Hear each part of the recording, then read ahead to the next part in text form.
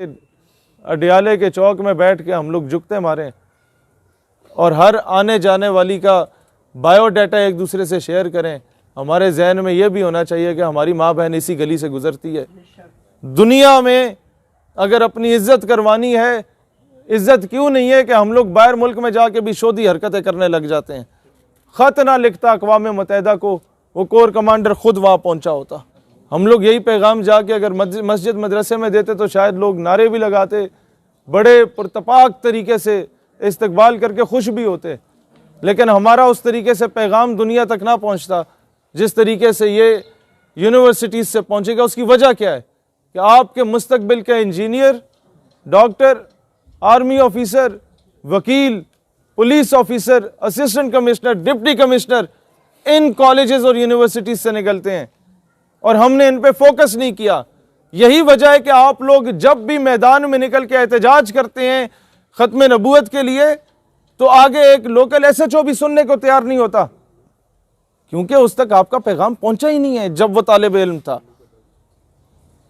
उसे स्कूल में माँ बाप ने पढ़ाया नहीं कि जी ये बस स्कूल वालों की जिम्मेदारी है, और स्कूल में गया तो उन लोगों ने सिर्फ अपनी तनख्वाहें पूरी करने के लिए, तनख्वाहें हलाल करने के चक्कर में थे। बच्चे को वो नजरिया नहीं दिया। मुझे एक टीचर मिलते हैं, वो कहते हैं कि जब मैं बच्चों को मॉरल वैल्यूज और एथिकल वैल्यूज पढ़ाने की कोशिश करता था कि मेरा फर्ज है, तो वो आगे से बच्चे हमें कहते थे कि सर तुसी सानू फिजिक्स पढ़ाओ, फिजिक्स की तनख्वाह ले रहे हो, सानू है ना दसो केड़ी शय चंगी है केड़ी बुरी। कि स्कूल के बाहर खुद खड़े हो जाएं और ये लेक्चर देना शुरू कर दें कि आओ आज हम तुम्हें बताएं कि मोहम्मद बिन कासिम कौन थे जो 17 साल की उम्र में एक बहन के ख़त पे आके सिंध को फतह कर गए थे। आओ आज हम तुम्हें बताएं।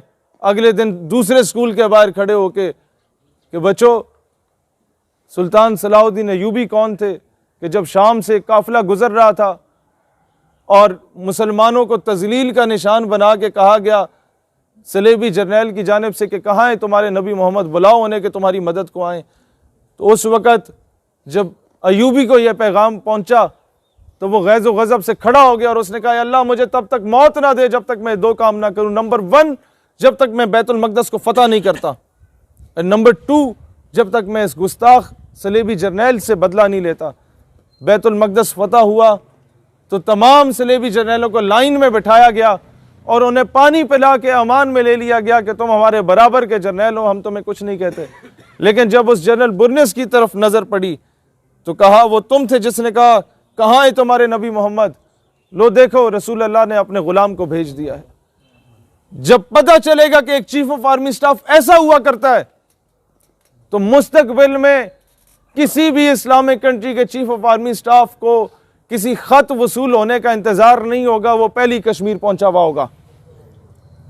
जब आज के बच्चों को यह बताया जाएगा कि core commander Tariq bin Ziyad कौन था, कि दुश्मन की फौज 10 गुना बड़ी थी और वापसी का रास्ता दरिया के जरिए था, तो उसने कश्तियों को आग लगा दी थी लेकिन वापस रुख नहीं किया था। तो वो मुस्तकबिल में बर्मा की बहनों को जब जिस्म के टुकड़े टुकड़े किए जाते थे और बरहना करके दरख्त पे लटका दिया जाता था, ये 2 साल पहले की बात है, आप लोगों तक वो वीडियोस भी पहुंची होंगी। तो वो खत ना लिखता अक़वाम मुत्तहिदा को, वो कोर कमांडर खुद वहां पहुंचा होता। उसकी वजह क्या है कि आज से पहले यह नजरिया दिया नहीं गया, आज से पहले यह सोच और फिक्र नहीं दी गई। और ये काम आप लोग कर सकते हैं, अपना किरदार अदा करें।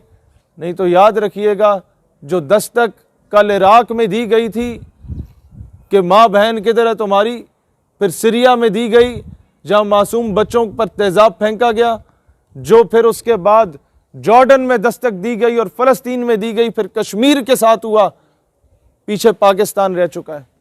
अगली बारी तुम्हारी है अगर तुम लोग ना जागे तो। ये बात याद रखो।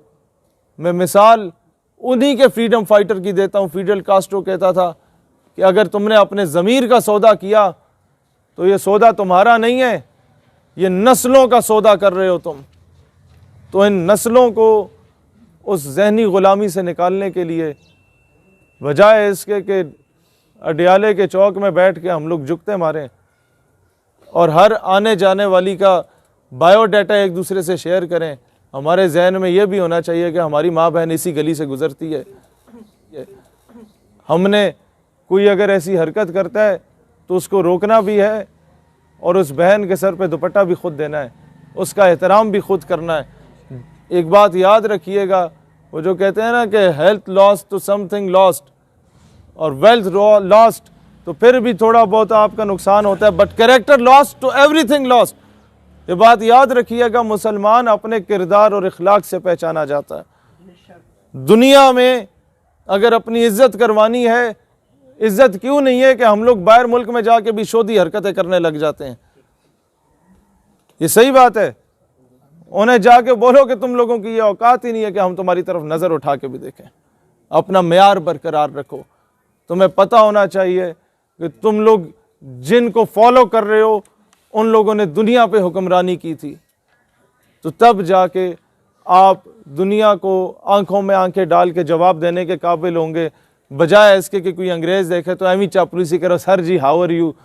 उससे बेहतर है कि आप अपने मेयार के मुताबिक के बंदे से बात करें, क्योंकि तख्ते सिकंदरी पे वो कभी थूकते भी नहीं, बिस्तर लगा हो जिनका सरकार की गली